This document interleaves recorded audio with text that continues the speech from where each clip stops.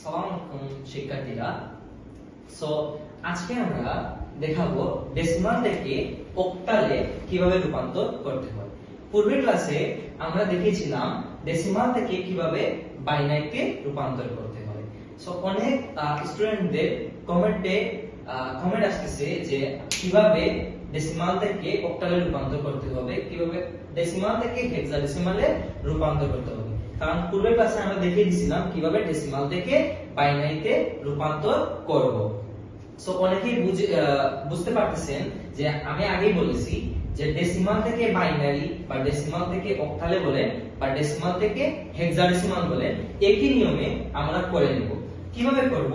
আমরা এখন একটা সংখ্যা নিচ্ছি যার মাধ্যমে আমরা অক্টালে রূপান্তর করে দেখাবো এবং হেক্সাডেসিমালে রূপান্তর করে দেখাবো।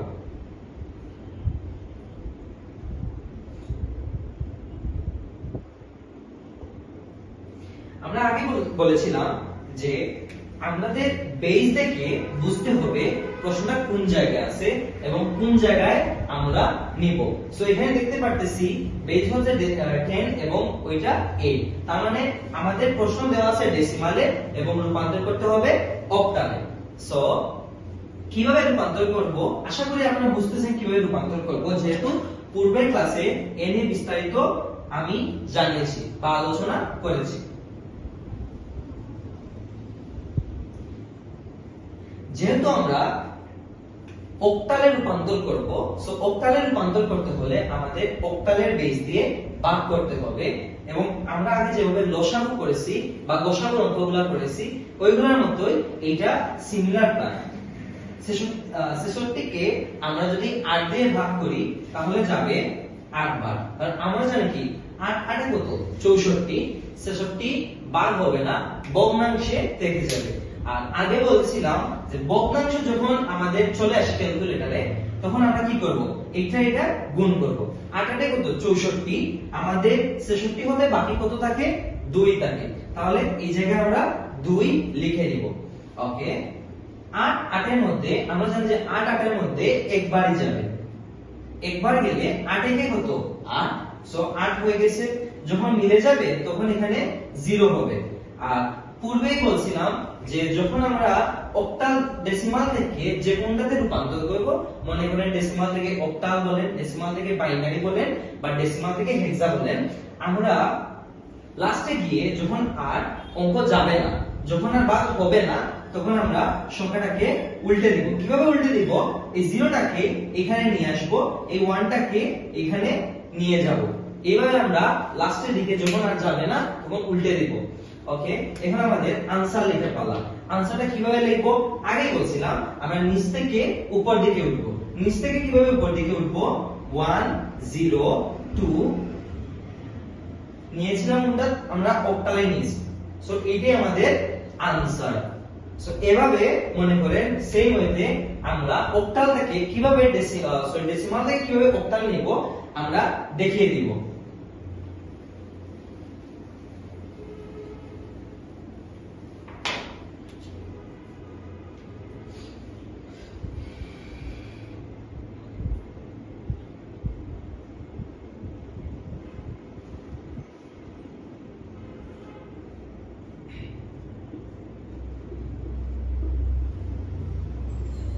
আমরা আগেই বলছি যে ডেসিমাল থেকে যে কোনটা দিনে আমরা ভাগ প্রক্রিয়া, মানে আগে যেভাবে আমরা লসাগু করছি বা গসাগুটা করছি ওইভাবে সিমিলারলি আমরা এই কাজটা করব। সো এখানে আমরা বেস দেখতে পাচ্ছি 10 আছে, এখানে 16 আছে। বেসটা দেখে আমরা বুঝতে পারতেছি প্রশ্নটা কোন জায়গায় আছে এবং আমাদের কোন জায়গায় নিতে হবে। সো আমরা এখন লিখব, প্রশ্নটা লিখব। আমরা নিব কি কোন জায়গায়? হেক্সাডেসিমাল। হেক্সাডেসিমালে বেস কত? 16। তার মানে আমরা 16 দিয়ে ভাগ করব। 16 দিয়ে ভাগ করলে 44 এর মধ্যে 16 কয়বার যাবে? 2 বার যাবে। 2 বার গেলে কত হয়?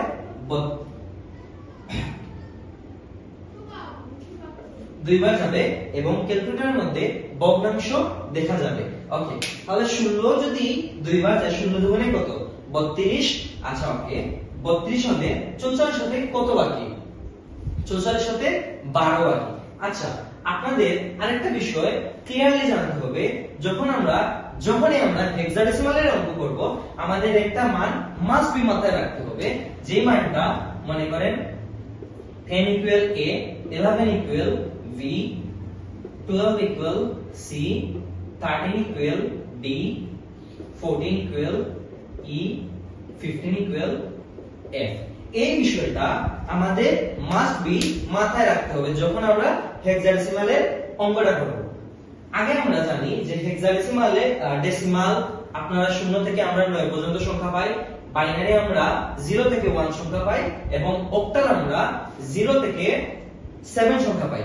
সো যারা মনে করেন স্ক্রিপ্ট দিয়ে দেখতেছেন, তারা কিন্তু কিছু কিছু বিষয় আছে যেগুলো মিস করবেন। সো আশা করি স্ক্রিপ্ট না দিয়ে ভালোভাবে প্রত্যেকটা জিনিস বোঝার ট্রাই করবেন, ঠিক আছে? এখানে আমরা দেখা যাচ্ছে 16 দুগুণে কত 32, আমাদের 44 হতে কত বাকি 12 বাকি, ঠিক আছে?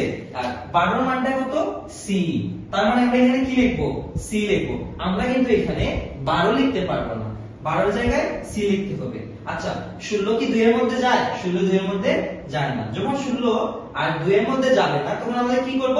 আমরা উল্টিয়ে দিব। কিভাবে উল্টাবো? c কে এখানে নিয়ে আসবো, 2 কে এখানে দিয়ে দিব। অতএব আমরা আমাদের আনসার এখানে পেয়ে যাব। কিভাবে? 2c আমরা নিয়েছিলাম কিসে? 16 এ, মানে হেক্সাডেসিমাল। সো এইটাই আমাদের আনসার। যারা মনে করেন স্ক্রিপ্ট দিয়ে লিখতেছেন, তারা স্ক্রিপ্ট দিবেন না, তাহলে আমাদের ক্লাসগুলা যে মধ্যখানে অনেক কিছু বিষয় আছে, ওগুলো স্ক্রিপ্ট করে যাবেন, বুঝবেন না। সো এই বিষয়গুলো মাথায় রাখতে হবে। এবং যারা মনে করতেছেন পরবর্তী ক্লাস দেখবেন, মানে আমরা তো এখন ডেসিমাল থেকে অক্টালে নিছি, ডেসিমালে বাইনারিতে দেখাইছি, ডেসিমাল থেকে আমরা হেক্সাডেসিমালে দেখাইছি। সো এই রূপান্তরগুলো যেভাবে নিছি, সেম ওয়েতে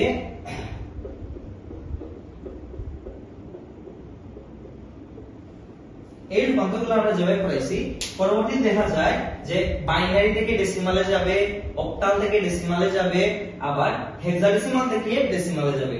ওইটার নিয়মটা একটু ডিফারেন্ট থাকবে। সো পরবর্তী ক্লাস পেতে চাইলে লিংকের কমেন্ট বক্সে জানাবেন যে পরবর্তী ক্লাস কিভাবে যা আপনাদের প্রয়োজন কিনা জানাবেন, এবং এই ক্লাসগুলোর মধ্যে কোন জিনিসটা আপনারা বুঝেন নাই ওই বিষয়টা আমাকে বলবেন কমেন্ট বক্সে। আশা করি আমি কমেন্ট বক্সে আপনাদের সঠিকভাবে সুষ্ঠুভাবে বোঝানোর ট্রাই করব।